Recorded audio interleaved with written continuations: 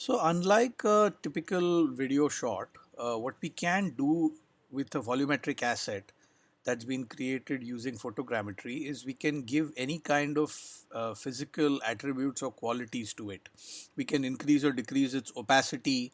As you can see when it's moving around, some of the trees also are looking opaque and they're looking like you're seeing through them.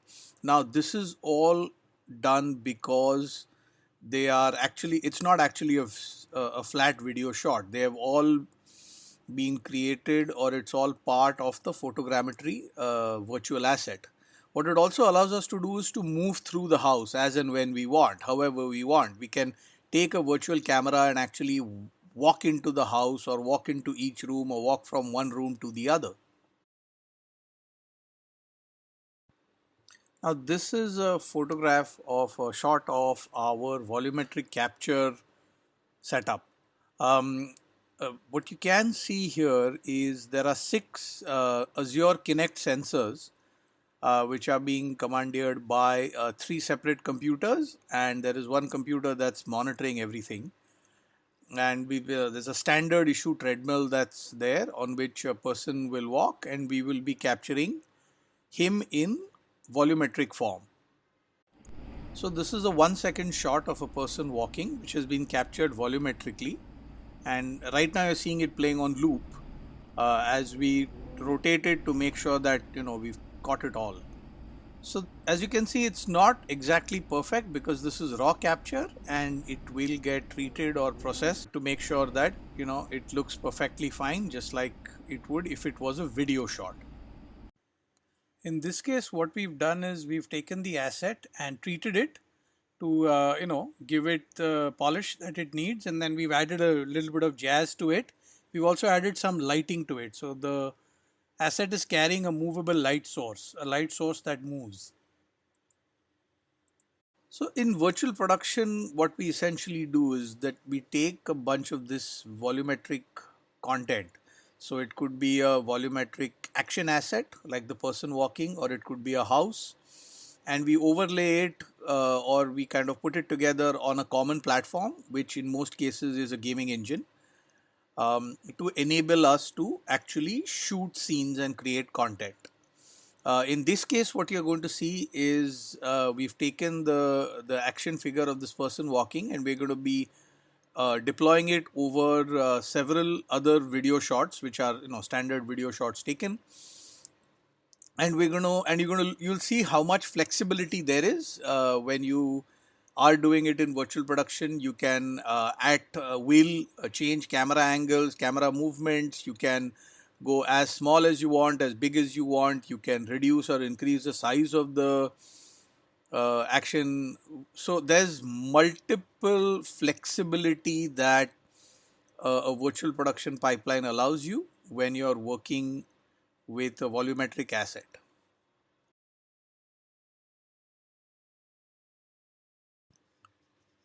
This is where we've taken the polished asset and we're making him walk through the woods. As you can see, the lighting is interacting very well with the environment. We're able to get that necessary impact. We're able to create the feeling that this person is actually walking through the woods, and have the impact of the asset fall on the environment as well. As you can see, there is a lot of flexibility this gives us. I can position the camera wherever I want and put the asset in any environment that I want.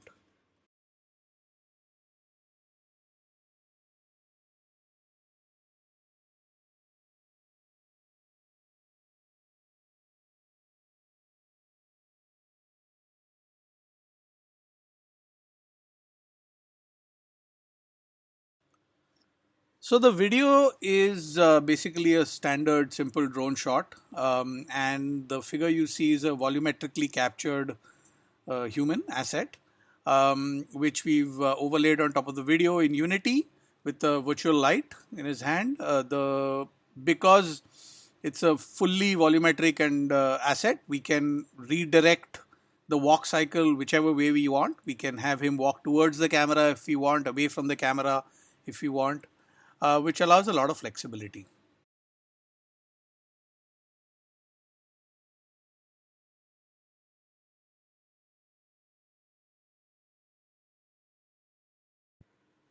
Here we've overlaid him on top of a standard handheld video tracking shot, and produced it in such a way that it looks like the camera is tracking him as he walks.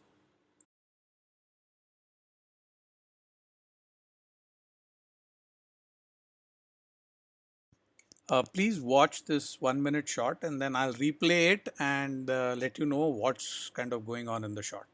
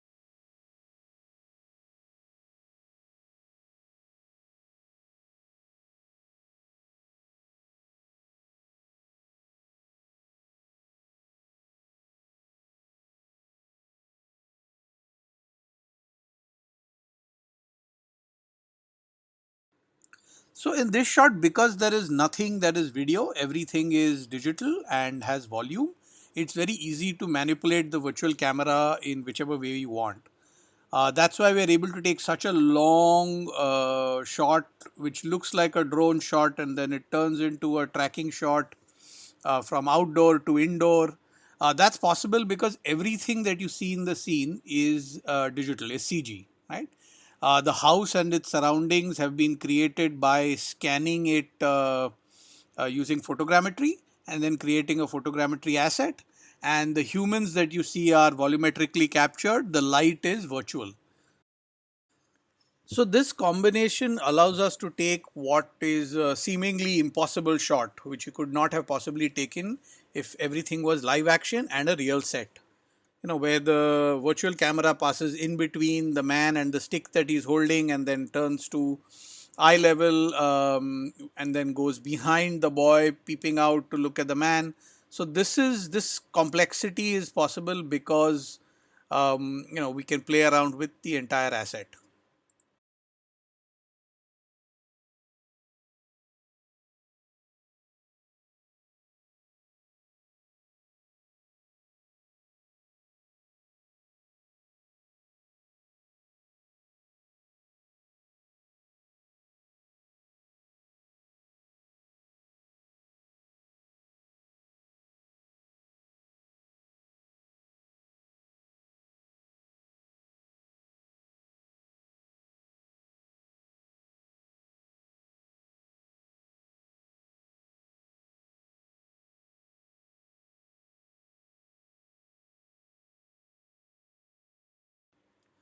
So the terrain that you see has been created using photogrammetry, shot by several drone shots from high up and put together to form a photogrammetry asset, which then has been brought into Unreal and we've made the volumetrically captured human walk on it.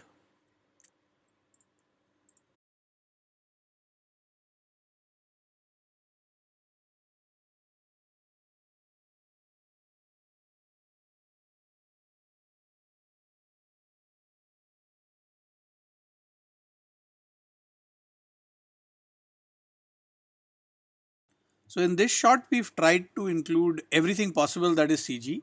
The idol on the top left, which is breaking apart, that's a model. Also, the guy pointing is a model. The world is a photogrammetry captured world. The grave is individually captured. That edifice that's breaking apart at the back, that is individually captured. The idol you see on the right is individually captured, and it's all put together on Unreal. The person walking obviously is volumetrically captured, and the light he's carrying is virtual.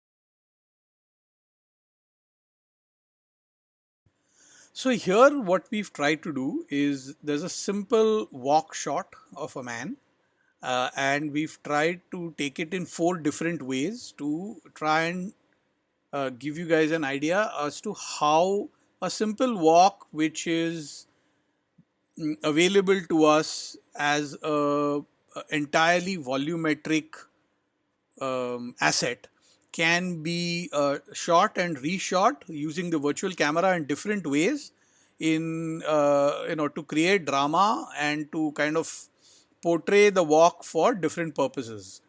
The boxes you see are actually point clouds because the terrain was captured using photogrammetry from a height. So we've not smoothened it over intentionally, because that's not the point. The point is to let you guys know how the walk cycles or how a walk cycle can be captured in 4 different ways.